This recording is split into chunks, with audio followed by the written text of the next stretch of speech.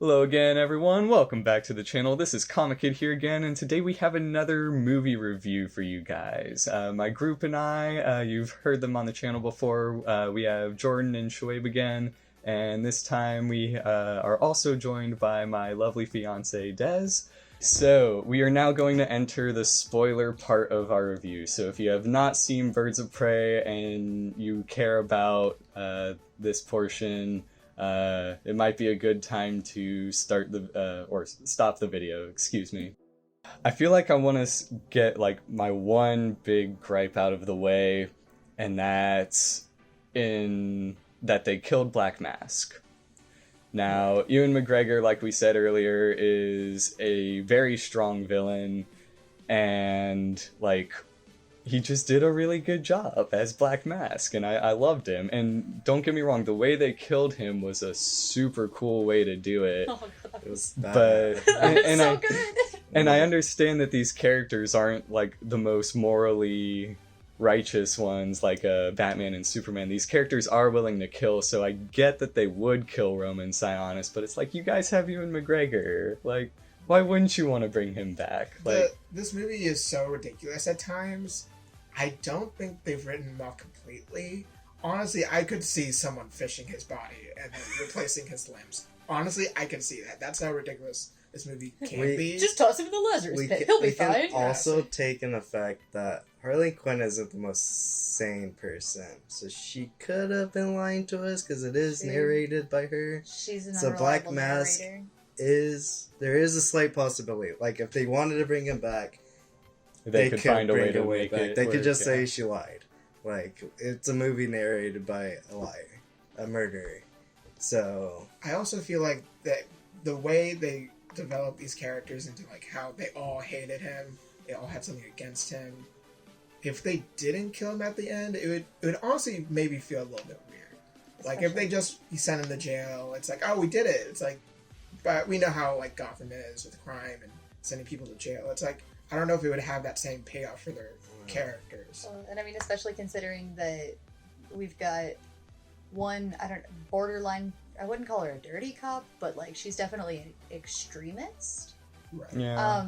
We've got an extremist cop, 3 killers and a 14-year-old girl, who has killed multiple people. Who killed, who I think arguably might have killed more people than Harley Quinn in this movie, right? Because Harley Quinn used a lot of non-lethal action, and don't get me wrong, some of her action was very lethal and it was very brutal, but I don't know if y'all noticed when she was in the police department, all of her weaponry, whilst potentially brutal and concussive, was non-lethal. Right. So, arguably, this little girl might have fucked more people up than Harley Quinn did in the movie. Well, that is a good point, because Harley Quinn, breaks a lot of people in this, but she doesn't really kill a whole lot.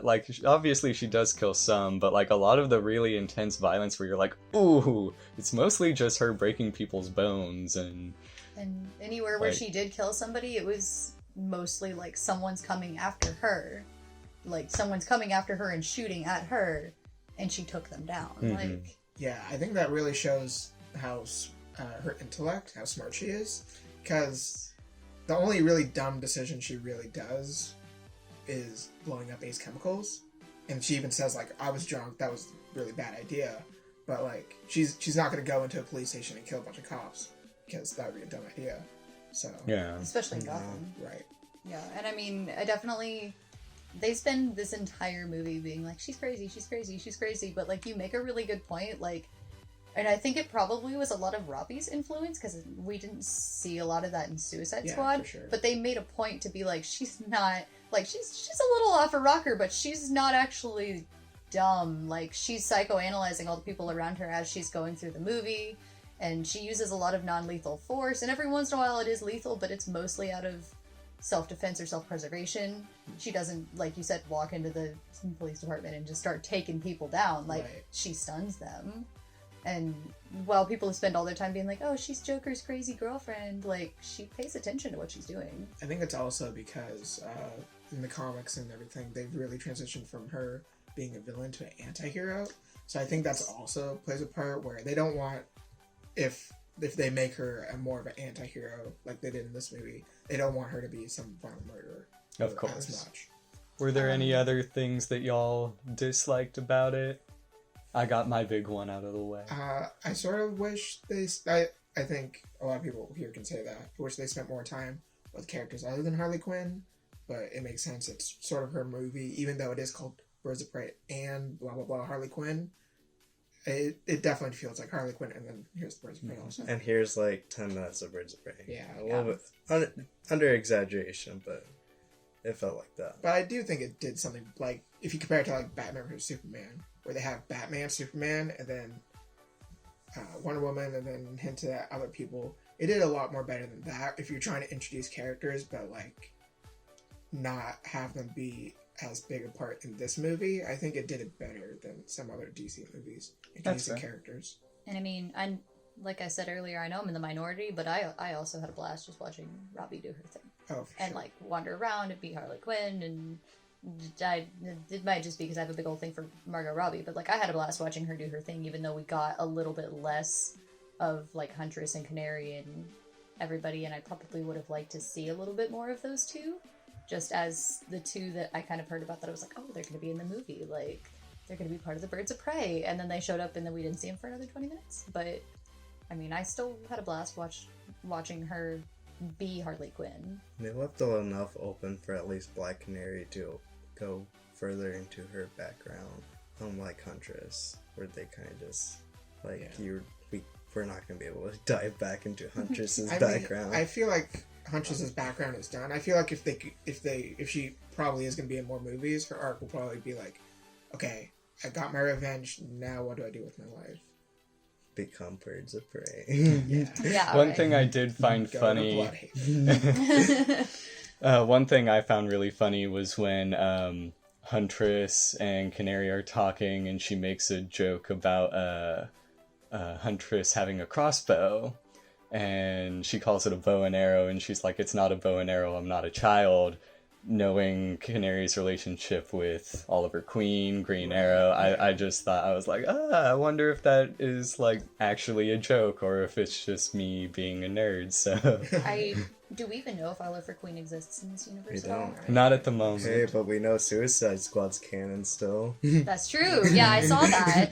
I know that one dude that I can't tell you because I Captain learned Boomerang. nothing from Suicide Squad. Jai Courtney's character. Yes, there is a wanted poster in a GCPD building, and Harley walks by and is like, "Oh, I know him." And I appreciated that. I appreciated them letting us know it was still canon. there was actually another really cool Easter egg, and I wouldn't have caught it if our theater hadn't done that promo thing before, but when Renee Montoya is getting some text from Canary, on the TV in the background is the footage of, I believe her name's Arlene Sorkin, the original voice for Harley Quinn. Her footage of her jester outfit in Days of Our Lives is on Montoya's TV. I didn't realize that was on. Mm-hmm. There were a few other like really cool Easter eggs throughout. There's a Justice Society Easter egg. They mention Black Canary's mom. I did notice that one. That one was big. There were a lot, like I said, hinting into the Harley Quinn comics as well. They had the Beaver, and I noticed she talked to the Beaver in the movie, and I was pretty stoked about that because in the comics, the Beaver actually gets its own like little speech bubbles, and it's like a voice in her head being like, "You're being ridiculous," and she will straight up talk to it, and people will be like, "What are you doing? Stop!" And so I loved that the Beaver like got its own like she would like look at it and be like, "No," because that was straight out of the book. And then I was, given this doesn't play into her non-lethal action, there's a point in one of the books where a bunch of convicts escape and they are after her, and she like starts up like a weed whacker and just starts like taking them out. And I was real hoping when they were in that jail and she was busting Cassandra Cain out that she was gonna like find a weed whacker out of nowhere and just start taking convicts out. And don't get me wrong, I was still satisfied with the whole bat action and everything, but I was still satisfied with the whole plot of it. But I was really hoping somebody somewhere was gonna be like, weed whacker, yes. But other than that, there were little things that like hinted back in like her apartment and where it's placed, and the guy that's under her apartment. Little tiny situational things and like things in her apartment like showed back up, and I was like, okay, that's really cool. Like somebody paid attention to their source material.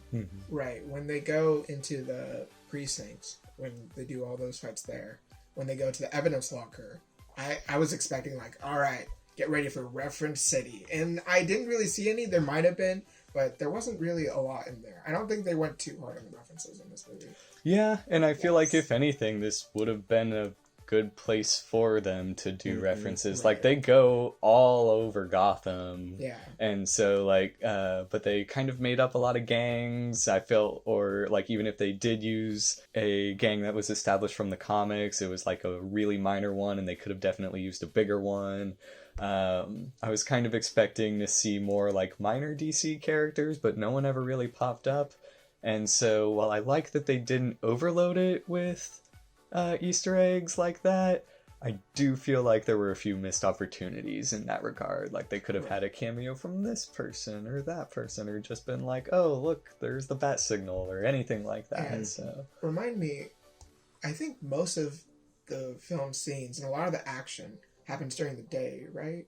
I think besides the end, which happens at night, which I think maybe factors in why it's like, oh, Batman's not here because it's not primetime Batman night. It's not prime Batman time. He's at home. He's in Batman bed. time. Yeah, he's being Bruce Wayne now. So. He's in bed. I did like that she. A, I liked that she had the hyena. B, I liked that she was like, oh, I named him Bruce after that wacko Wayne, and I was like, guys, she said the thing, like. Yeah.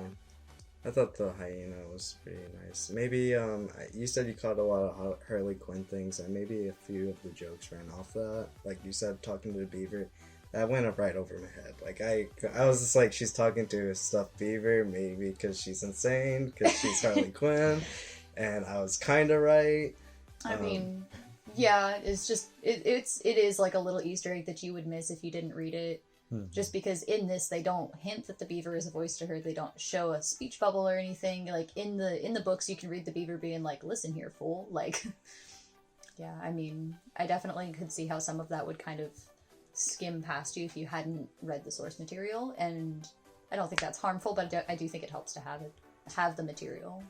Alrighty guys, I think we're about done. Did y'all have any other notes? I think the only other thing that I noticed and thought about that we didn't touch on was something that they said in that preview that we watched too, where while her outfits aren't outright the like, you know, clown suit like spandex thing going on, they are still very honest to Harley Quinn, and like they are still very much something that a childish dramatic eccentric personality would put together and choose to wear on a regular basis. And like I definitely think Margot Robbie's influence was a good thing here, and like I think she gave a lot more, I don't want to say a lot more depth to Harley Quinn because she's not crazy deep, but she gave a little bit more realism to Harley Quinn as opposed to the like little boy shorts thing. Like she did have some little boy shorts, but she also was wearing like overalls at the end, and like I don't want to say practical because they were bright gold overalls, but like it's about as practical as Harley Quinn gets, and she touched on that. And yeah, I think the costume design, now thinking about it, is probably a really, really strong point of this movie. Like, not even Harley Quinn, I think the entire cast had great costume design. And even McGregor, honestly, thinking about it, he probably had just as many costume changes as Harley Quinn. Oh my god. he definitely He had did. so many different suits on, and I thought all of them were badass, and I had He to go and looked- get some of them, but those things would probably cost me a fortune. He did look really good throughout the entire movie, I thought. And I think it's funny that y'all like brought that up, because one of the biggest criticisms when the trailer launched was, oh, they're not in their comic accurate costumes. Right. And I'm like, I mean, not every Marvel character is in their comic accurate costumes either. Most I mean, comic book characters are in their comic accurate costumes for this. yeah. Scarlet Witch just wears Well- a red leather jacket, Scarlet Witch y'all. especially. A lot of the comic book costumes change after the movies, if anything. Yeah. Especially, like, Star-Lord's Iron Man. outfit changed drastically after the movie came out, or I think like shortly after it was announced, because he didn't look like that in the comics, and so I mean, even Harley Quinn after Suicide Squad, that had a big effect on the comics too. It did. But yeah, and I mean, I probably noticed this as a girl. I never looked at any of their costumes and was like, "Oh, her boobie's gonna come flying out. Like that thing ain't gonna stay in there." Like she was wearing like a sports bra. Like her titties gonna stay in place if she's hitting people in the face with a bat, you know. Like I'm not. It may be a little bit showy. It may be a little bit dramatic, but it's not like downright unrealistic and gonna fall off of her in 10 seconds. So I mean, that was a note for me as well, that, you know, somebody looked at it from a female perspective and was like, no, we don't want her boobs popping out. Like, it's okay to have a little bit of cleavage, but they need to stay where they belong. Alrighty, guys. Well, I think that's everything we have for y'all today. Thank y'all so much for listening, and once again, I am joined by my good friends Jordan and Shoaib and my fiance Des, and I will hopefully will see you all again real soon. Bye.